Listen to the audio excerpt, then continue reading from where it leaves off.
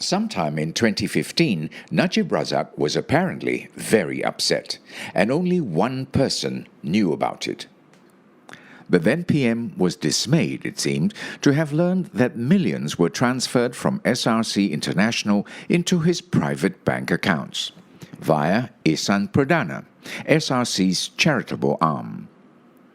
Witness number 37, Dr. Shamsul Anwar Sulaiman, told the court that the disgraced Prime Minister was genuinely shocked and said he hadn't the foggiest idea who placed the money there.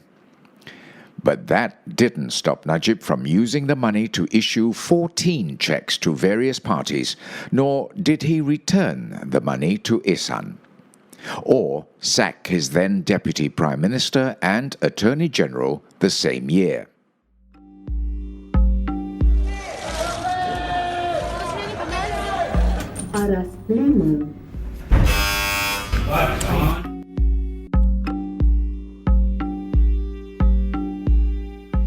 By the Malaysian Insight, this is The People versus Najib Razak.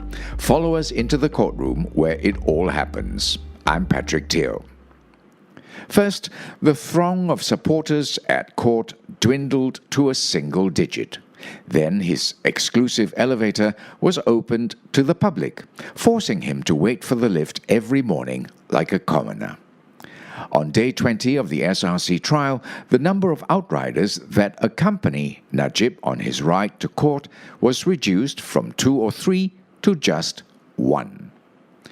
And 1 wasn't enough to clear the heavy traffic in front of the court complex this morning, and Najib found himself stuck for a short while in the gridlock.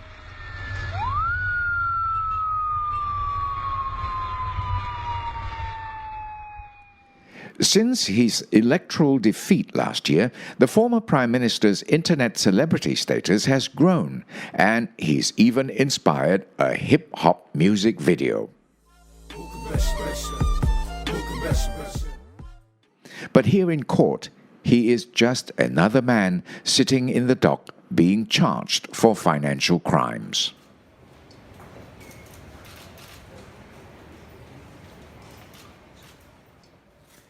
Najib donned a grey suit and a striped tie today. At 9 a.m., he took his seat at the corner of the dock, cushioned by his usual 2 pillows, as his lead counsel Shafi Abdullah began cross-examining Dr. Shamsul, who is Ihsan Managing Director and self-confessed close friend to the former PM. Like yesterday, Dr. Shamsul maintained that his conscience was clear and that he was not aware that 42 million ringgit had been funneled from Ihsan into Najib's private bank accounts. If he had known, he would have stopped the transactions, he said. He also apologized to Najib because the money had gone from SRC to the ex-PM's accounts via Ihsan Perdana.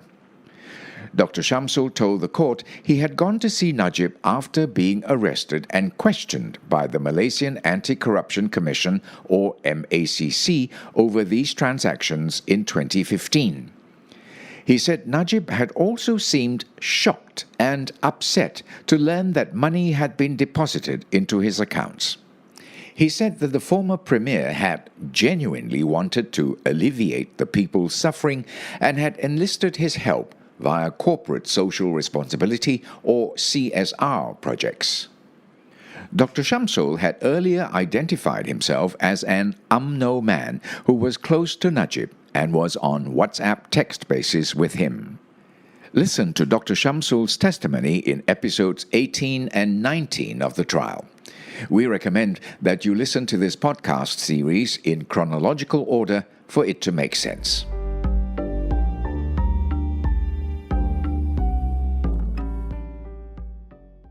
Next witness was now retired Retirement Fund Inc. or KWAP CEO Azian Muhammad Noor, back on the stand for the second day. Yesterday, Azian revealed that she had met Najib's special officer, the late Azlin Alias, at night at a hotel lobby in Kuala Lumpur, where the latter had hand-delivered a letter from SRC requesting for a 3.95 billion ringgit loan. The letter was signed by SRC CEO Nik Faisal Arif Kamil, with a footnote from Najib which stated, quote, "I agree with the proposal," unquote. Just a quick recap, KWAP had given a 4 billion ringgit loan to SRC in 2011 and 2012, despite the latter not being financially viable to justify such a big loan. Yvonne will tell you more about ASEAN's testimony today. ASEAN is a stern-looking woman. She had a no-nonsense vibe about her, and her responses were very measured. Today, she wore a pink baju kurung, paired with a floral headscarf. She seemed stumped when Judge Muhammad Nazlan Muhammad Ghazali himself asked her why there was a gap in her statement.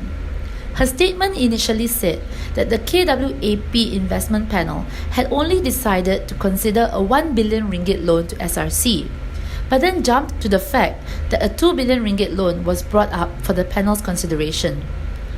She told the judge she couldn't recall the sequence of events and that all she knew was that the fund's chairman had brought 2 billion ringgit to be tabled to the panel. After that, she was asked if anyone from the fund had asked SRC to make a formal application for the 2 billion ringgit loan.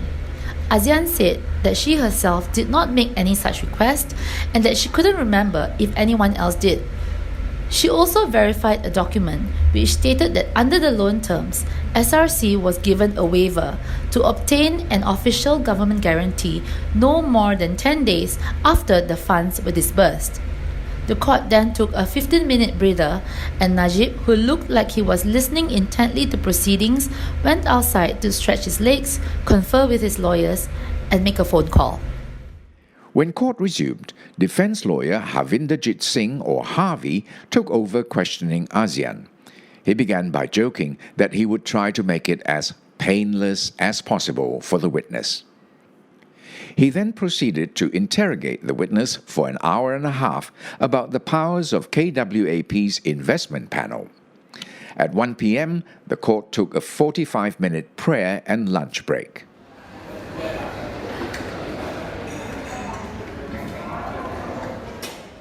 Back in session, Harvey continued grilling ASEAN about the investment panel's functions and how it arrived at the decision to grant the 4 billion ringgit loan to SRC.